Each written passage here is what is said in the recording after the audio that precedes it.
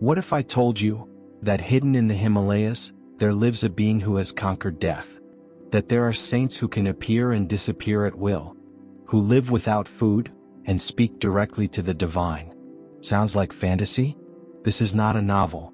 This is the real-life story of a man who met them. A man who didn't just believe in miracles. He lived them. Welcome to the journey of a seeker, a yogi, who bridged the gap between the mystical East and the curious West, and left behind a book that has changed millions of lives, including the likes of Steve Jobs, George Harrison, and countless spiritual explorers across the world. You're about to enter a different dimension, a world where science meets spirit, where logic dances with the divine, and where the human soul remembers its infinite power. Autobiography of a Yogi is not just a book. It is a spiritual transmission, a mirror for your soul, and a whisper from eternity. About the author, Paramahansa Yogananda. Paramahansa Yogananda was no ordinary man. Born in 1893 in India, he was drawn to the divine from the earliest moments of his childhood. His life was filled with mystical experiences, miraculous events, and deep revelations. But his greatest mission was yet to come: to bring the ancient science of Kriya Yoga to the West, to awaken a world lost in materialism, and help humanity remember its spiritual essence. In 1920 he set foot in America. Dressed in orange robes, he stood on foreign soil, and began a spiritual revolution. Autobiography of a Yogi, published in 1946, is his gift to the world. A living testament of India's spiritual heritage and the untapped power within every human being. This is not a story you read. It's a story that reads you. Do you know why this book is unique? Unlike any spiritual book before it, Autobiography of a Yogi shares true encounters with saints who defy time, space, and even death. It doesn't just preach spiritual ideas, it shows them. With raw honesty, mystical wonder, and a poetic soul, Yogananda walks us through his early life, his search for his guru, and the divine encounters that shaped his mission. And through his eyes, you'll begin to see the world, and yourself, differently. Let's begin. Part 1. The beginning of the journey. My parents and early signs of a seeker. The characteristic features of Indian culture have long been a search for the ultimate truth and the inner realization of the self. This story begins in a sacred land, India, where mysticism flows like the Ganges and spiritual yearning is part of the very air. I was born in Gorakhpur in northeastern India, into a devout Bengali family. From my earliest memories I was drawn not to toys or games, but to saints, scriptures, and the silent question, who am I, truly? My father, Bhagabati Charan Ghosh, was a quiet man, a high-ranking executive with the Bengal Nagpur Railway. Though outwardly occupied with worldly responsibilities, he was deeply spiritual, a disciple of Lahiri Mahasaya, a revered Kriya Yoga master. My mother, a gentle and loving soul, carried divine qualities in her presence. She was my first guru in many ways, nurturing, intuitive, and grounded in deep faith. Even as a child, I sensed I was not here just to live an ordinary life. While other boys ran and played in the dirt, I would sit in quiet contemplation, drawn to the unseen world. I would look up at the stars and feel as if they were calling me home. Strange things would happen. I'd have vivid dreams, visions of sages and temples I'd never seen. My soul was restless, hungry, seeking something beyond. One day, while walking alone as a small boy, I saw a radiant figure appear before me. His face shone like gold and his eyes pierced through me with love and knowing. I was not afraid. I felt remembered. Later, I discovered this figure matched the description of Lahiri Mahasaya, my father's guru, a man who had already left his body years ago. And yet, I had seen him. This was my first brush with the miraculous, a gentle nudge from the universe. You are not alone. As I grew, so did my inner pull toward renunciation. The ordinary world seemed foreign to me. I longed to meditate in the Himalayas, to find the eternal, to meet my guru. I would often try to run away from home, bags packed, dreams blazing, hoping to find a cave, a sage, a path. But the time had not yet come. Destiny was watching. In the next part, I'll share how I finally met my guru, a moment so sacred, so electric, it would change the course of my life forever. He was waiting for me, as he is waiting for you too. Part 2. The moment my soul recognized its master. Every seeker, no matter how lost, how broken, or how far from the light, is secretly being drawn, like a needle to the magnet, toward one sacred moment, the meeting with their guru. That moment came for me on a hot summer day in the holy city of Varanasi. I was 17, still a boy by years, but my soul was ancient with longing. After many failed attempts to escape into the Himalayas, and much unrest within, I found myself wandering the crowded streets of Benares, spiritually starved yet strangely expectant. Then it happened. As I turned into a small lane, my eyes were suddenly drawn to a majestic figure standing still. A man in white robes, eyes as deep as eternity. A glow surrounded him, subtle yet unmistakable. My feet froze. My heart thundered. My soul whispered, "It's him?" With trembling steps, I approached him. And before I could say a word, he spoke, with infinite calm. "My son, you have come at last. I have been waiting for you." Those words didn't come to me from his mouth, they came from across lifetimes. My knees buckled. I fell at his feet, overwhelmed by a tidal wave of recognition, love, and surrender. He was my guru, Swami Sri Yukteswar. I had never seen him before, not in this life. But the feeling was beyond familiarity. It was as if I had found the missing piece of my being. For a true guru is not a teacher. He is a mirror, a divine bridge between man and the infinite. Sri Yukteswar's eyes held galaxies. His presence was like standing in the sun.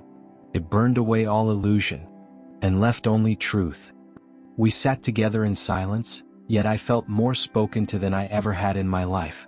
His words, when they came, were few, but they struck like lightning. Do not fix your gaze on the passing scenes of life. Look always within. The only treasure is there. He saw through me, all my flaws, my pride, my impatience, and loved me anyway. But he did not indulge my weaknesses. He was stern, piercing, sometimes even severe. Because he was not trying to comfort my ego. He was sculpting my soul. Under his gaze, I began to unravel. Not in fear, but in freedom. He challenged me, questioned me, broke me open. At times I would weep or rebel or fall silent in shame. But each moment with him peeled back another layer of illusion. He did not simply teach. He transmitted something. A silent force that awakened something ancient within me. Sri Yukteswar was no ordinary man. He was a jnani, a man of supreme wisdom. He had mastered the scriptures but lived beyond them. He had realized God, yet walked among men. I would later discover that he was chosen by an even greater master, Mahavatar Babaji himself, to prepare me for a mission, to carry the sacred science of Kriya Yoga to the West. But in that moment I was simply a disciple, who had found his eternal home. From that day on I was no longer the same. My purpose became clear. The noise of the world faded, and a fire was lit within me, the fire of divine remembrance. The real journey had now begun, not across continents, but within. Under the guidance of my guru, I would learn to master the restless mind, awaken the slumbering spirit, and dissolve the ego in the light of truth. In part 3, I will share the sacred teachings I received at my guru's feet, lessons that shattered illusions, and revealed the invisible architecture of the soul. Prepare to meet the power of Kriya Yoga, and the eternal science behind miracles, energy, and self-realization. Part 3. The sacred science of Kriya Yoga, a divine technology for the soul. Most people live their lives moving outward, seeking, chasing, striving, always trying to grasp happiness through the senses. But the great masters of India discovered something astonishing, that the key to joy, to peace, and to the infinite is not outside you. It is within. Sri Yukteswar once told me, "The soul is bound by the senses, but liberated by breath." That one line held the secret to Kriya Yoga, a sacred science passed down by the greatest yogis, almost lost to time, and now reawakened for the modern world. Kriya Yoga is not merely a set of breathing techniques. It is a divine technology, a precise spiritual tool that accelerates human evolution. By controlling the life force, the prana, and guiding it inward through the spine, the yogi reverses the outward pull of the senses and begins to ascend towards samadhi, union with the infinite. My guru never wasted words. He believed that truth was not something to be explained, but experienced. One quiet evening under the fading light of a Bengal sunset, he looked at me and said, "Sit still, breathe slowly, observe, and listen to the silence inside you." I followed his instructions. At first, only chaos. My thoughts ran wild. My breath stumbled. The silence felt deafening. But gradually, something shifted. A current, subtle yet powerful, began to rise within me. It flowed through my spine, as if an invisible river had been unlocked. I was no longer Yogananda, the boy, the student, the body. I was pure awareness, floating, infinite, eternal.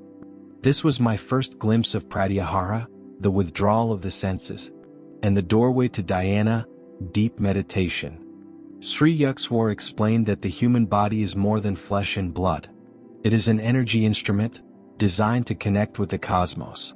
In the spine lie centers of energy, known as chakras. And through Kriya Yoga, the yogi learns to draw prana through these sacred pathways, dissolving karma, awakening higher consciousness, and touching the ocean of bliss. Each breath, when controlled with awareness, becomes a vehicle to rise beyond fear, beyond ego, beyond time. The masters of Kriya, Babaji Lahiri Mahasaya Sri Yukteswar, were not bound by age or even death. Their bodies obeyed consciousness. Some could appear and disappear. Others lived for centuries in silence and service. Kriya Yoga was once taught only to a few, in caves, in forests, away from the noise of the world. But destiny had a plan. A bridge had to be built, between the East and West, between modern minds and eternal wisdom. That bridge would be me. Under my guru's guidance, I practiced in silence. Day by day my mind became clearer, my body lighter, my heart quieter. The world began to feel less real, and the inner world more alive than ever. In moments of deep meditation I would feel myself dissolve, expanding into stars, melting into light, becoming one with the universe.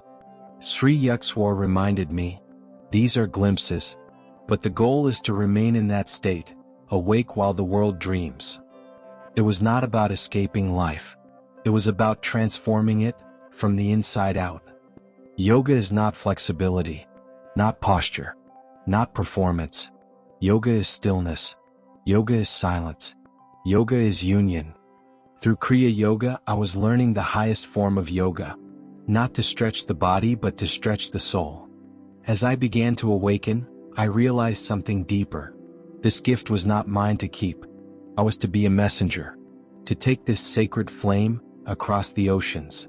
Sri Yukteswar confirmed this one day, saying, "You will go to the West. You will plant the seeds of yoga where none have ever grown, and they will blossom in time." I didn't know how or when, but I knew the universe was preparing me for something far greater than I could imagine. In part 4, I'll take you through the divine meeting with Mahavatar Babaji, the immortal yogi who still walks this earth in silence, and the moment when my mission to the West was born. Until then, close your eyes, breathe gently, and remember, you are not the body, you are not the mind, you are the light behind both. Part 4. The Immortal Master and the Call to the West. There are moments in a seeker's life that change everything, not by explanation but by presence. A glance, a vibration, an energy so pure, it dissolves centuries of ignorance in a single breath. Such was the moment when I met Mahavatar Babaji, the deathless master who has guided India's spiritual destiny for centuries, hidden from the eyes of the world, yet ever watchful. After years of training under my guru, Sri Yukteswar, my soul longed not for experiences but for service. I no longer asked for visions or ecstasy. I wanted only to serve God and my guru's will. Then one day as I sat in meditation, a subtle call arose from within. a message without words, a direction beyond thought. I was to travel to the sacred mountains. I journeyed into the Himalayas, heart open, mind silent. Days passed in prayer and solitude, until one evening as the sun dissolved behind the snowy peaks, I saw him.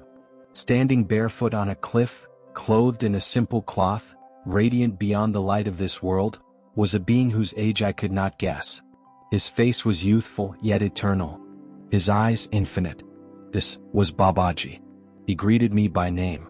"My child," he said, "you have been chosen." Who is Mahavatar Babaji? Babaji is not a myth. He is not a legend.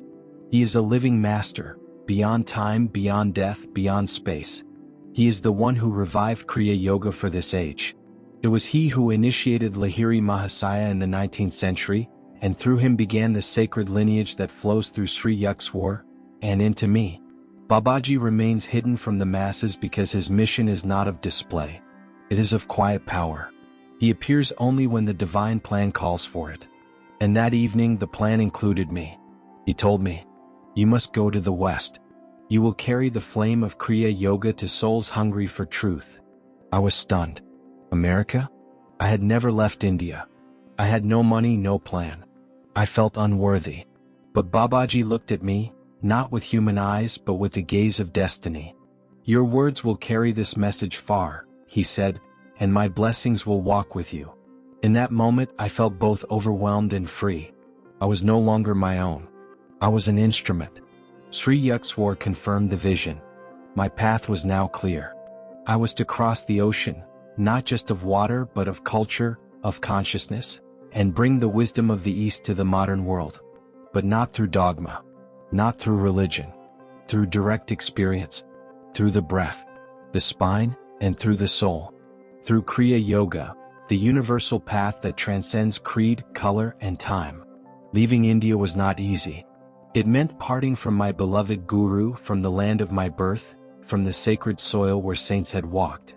But I knew a greater love demanded the sacrifice. And so, with Babaji's blessing and the silent strength of Sri Yukteswar in my heart, I boarded a ship bound for America, not as a tourist but as a messenger.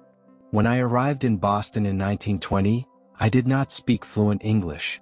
I had no friends. But I carried something far more powerful than confidence. I carried a mission. I began speaking at churches, lecture halls, universities. Wherever I went, I saw the hunger, not for philosophy but for peace, for something real. And I gave them what I had practiced: Kriya, meditation, silence, and love. I told them, "You are not sinners. You are not broken. You are divine. You have only forgotten." And the people listened. They didn't just hear, they felt. Because truth has a vibration. And when it's spoken from the soul, it enters the soul. In part 5, I will take you into the heart of my mission in America. The challenges, the miracles, the opposition, and the inner strength that comes only from knowing that you are not the doer, you are only the instrument. I will share how the Self-Realization Fellowship was born, and how the fire that was lit in the Himalayas began to spread like light across the world. Until then, remember, you were not born to crawl through life. You were born to awaken, to breathe with awareness, to live from the soul, and to remember who you truly are. Part 5. Planting the Eternal Flame, Yogananda's Mission in the West. When I first stepped onto the shores of America in 1920, I wasn't just crossing continents. I was crossing two worlds. One, ancient, meditative, silent.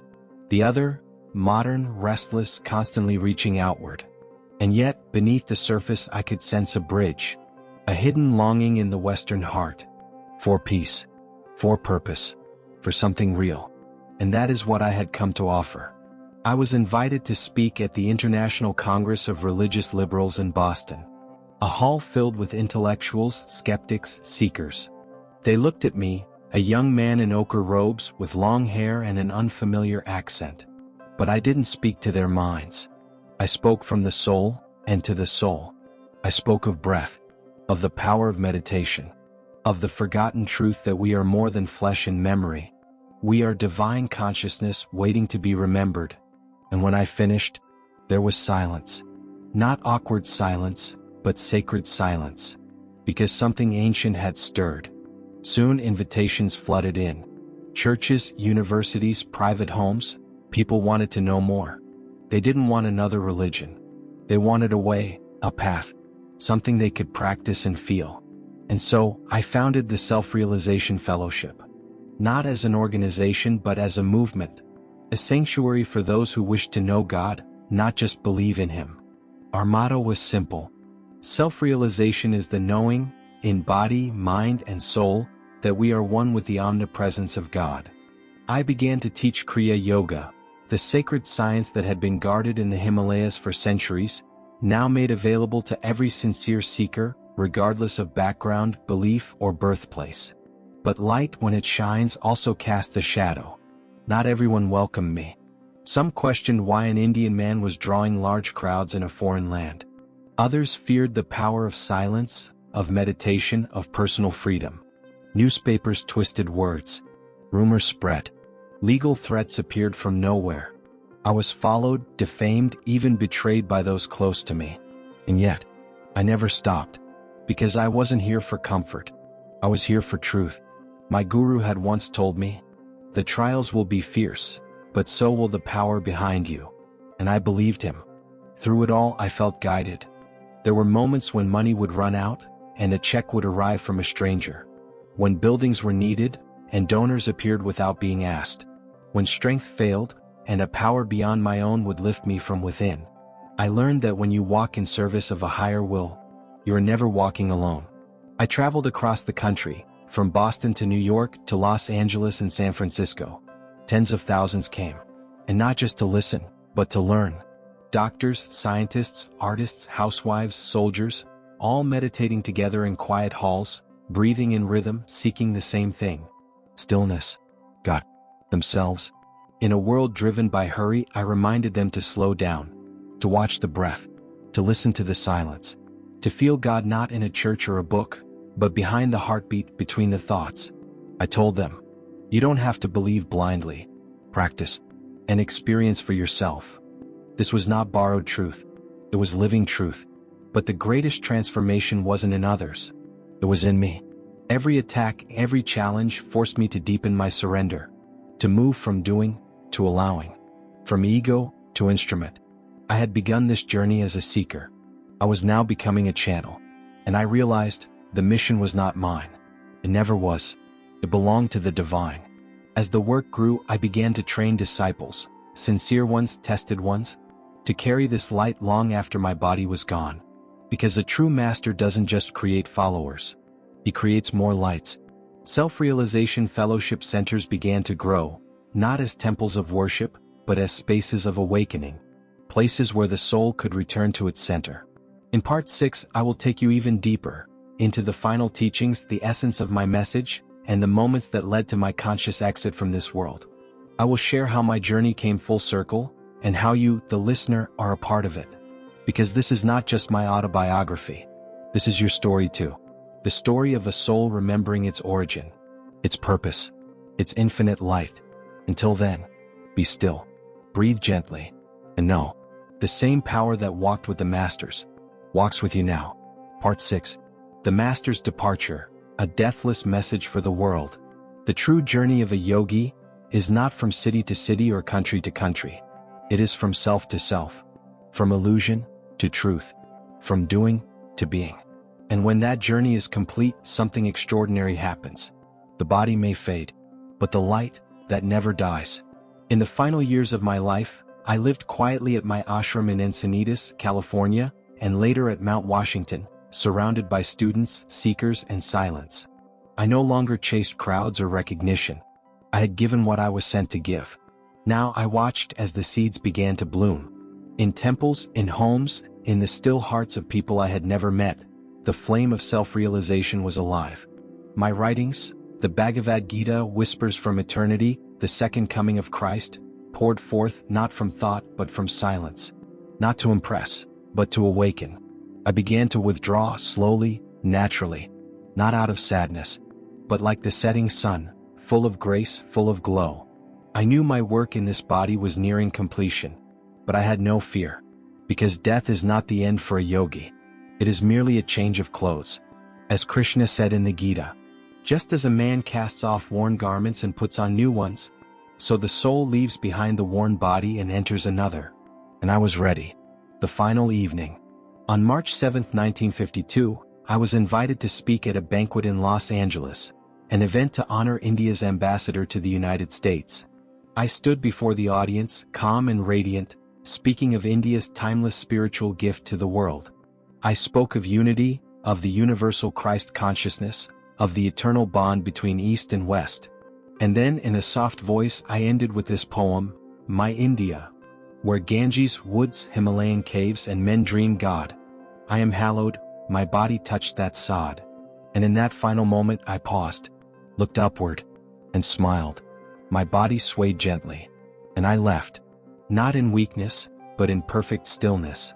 A conscious exit, as only true masters do. There's something you must know. 20 days after my passing, my body showed no signs of decay. No odor. No stiffness. No discoloration. The director of Forest Lawn Memorial Park publicly documented it. Because nature herself had paused. In awe of a life lived in perfect attunement with the infinite. But the truth is, I never left. No real master dies. He simply withdraws from sight. So you may seek him within. I'm not this book. I'm not these words. I am the vibration behind them.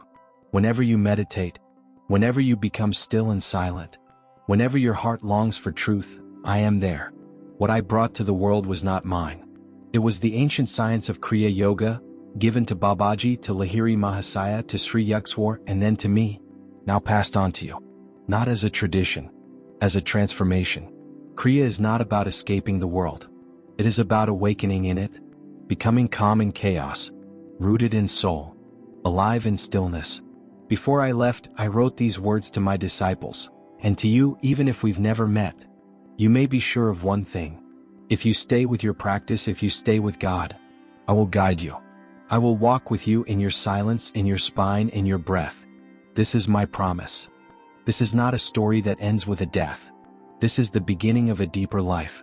A call to remember who you are, why you are here, and what lies sleeping within you. You are not this voice you hear, not this body, not your failures or your past. You are the soul, eternal, luminous, already free. And when you awaken to that truth, even for a moment, Yogananda lives again in you. This audiobook moved you. Don't let it just be another inspiration that fades tomorrow. Sit in silence, close your eyes, listen, and let Yogananda speak to you, not in words, but in the stillness where God whispers. Thank you.